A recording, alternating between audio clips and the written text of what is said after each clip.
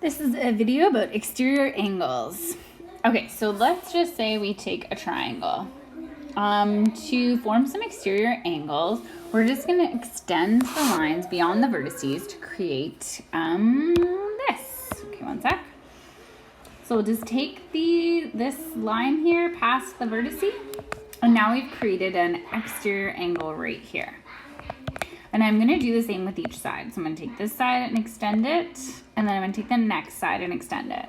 So now I've created 3 exterior angles. So let's just talk about naming them.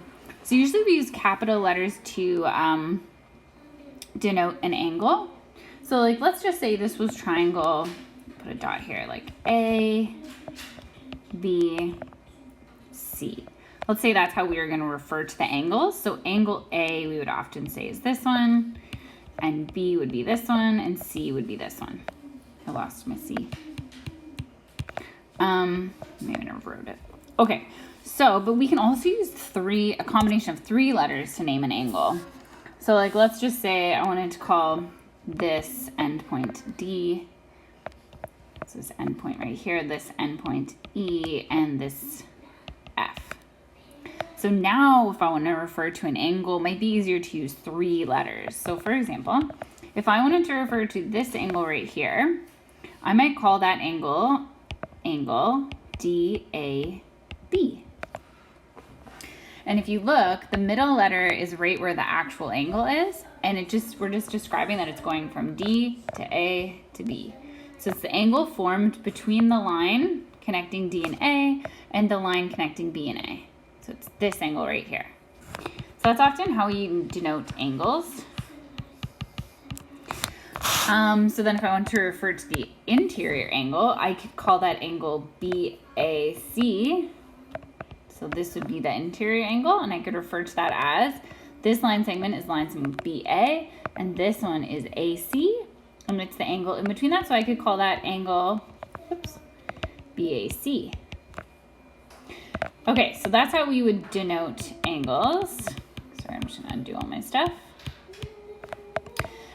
And then another thing we know about exterior angles are, since we know stuff about we learned supplementary angles. And remember, supplementary angles are angles that add to 180,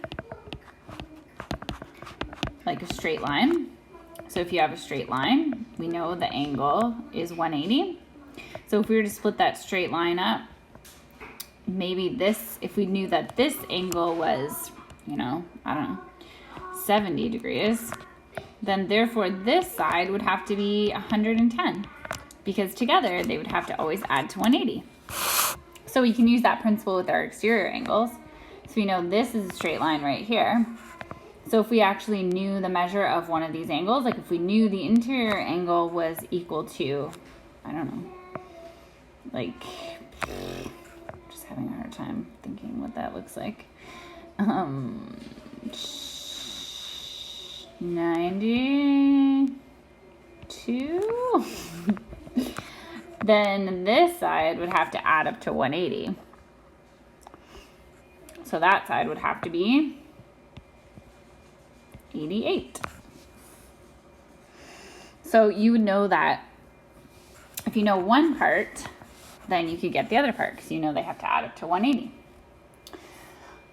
Okay, so then what if we look at all three exterior angles? Let's see if we can make some predictions about those. So let's just pretend those angles are actually correct.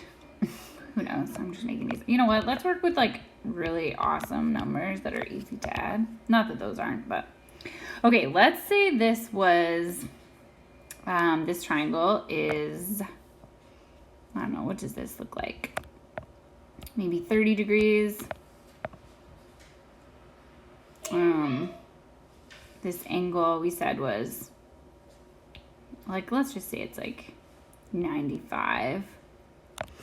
Okay, I'm totally approximating these, like just roughly. Then therefore our last angle would have to be roughly 55. Could be. So we know the interior angles, we already learned about them, and we know interior angles of a triangle add to 180. Okay, so what do exterior angles add to? Do they have a thing that they add to? Okay, let's check it out. So we know using our supplementary angles, we could figure out all of these guys because we know that they all are going to add to 180 on each section.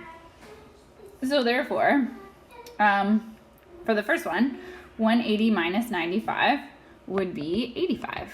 So this angle right here would have to be 85 degrees. Then for the next one, 180 minus 55 would be 125. And then for the last one, 180 minus 30 would be 150. So you can figure out all three of our exterior angles, and then let's add those exterior angles up. So exterior angles. So we have 125 plus 150 plus 85. So what does that add to you? 360 degrees. Now, does that make sense? Do you think that's true for all exterior angles? Well, I don't know. Let's check out another shape. So let's draw, let's do like a parallelogram. Or you know what? I don't know. Let's do something with more sides. Ooh, I keep switching it up. Let's do a pentagon. A pentagon has how many sides? 5. Oh, how about we make it a regular pentagon? Can I draw that? What's a regular pentagon? It means that all 5 sides are equal length.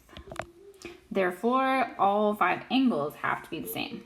Okay, so using your knowledge from interior angles, what does a pentagon's interior angles add up to?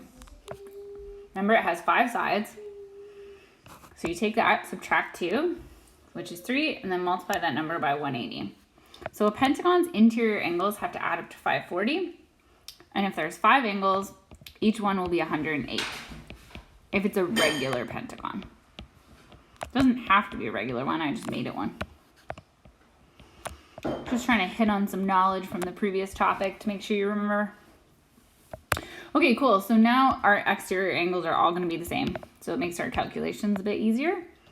Okay, so if I just take each side and extend it, so I know that's going to be a straight line. So I know 180 minus 108 is going to be 72.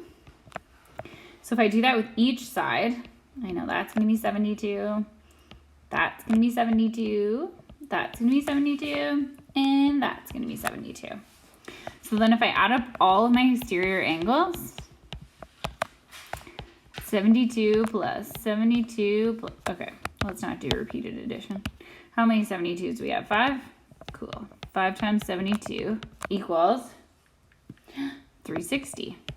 Interesting. So a triangle's exterior angles equals 360. A pentagon's exterior angles added up to 360. Is this always the case?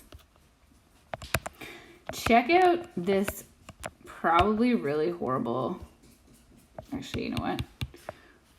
Diagram. Okay, I'm gonna try this.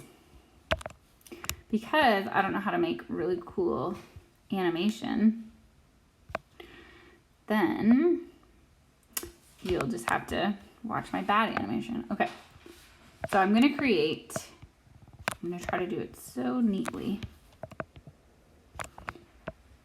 Okay, I'm gonna create my exterior angles and I'm gonna draw them in pink. I'm gonna draw this guy like this. I'm gonna shade it in. That's that exterior angle. I'm gonna do the same thing over here. You know, it's just a rough sketch. You could totally YouTube some videos on this and they have really cool animations that show you why exterior angles add up to 360. Well, I'm sure you can imagine where I'm going with this. Okay, so let's just say, if I was cooler, I'll be able to actually move those separately, but I don't know how to. So for now, just ignore the purple lines. Look what happens when I like piece together the exterior angles I drew. I mean, that's not bad for like a crappy rough sketch. They basically form a circle.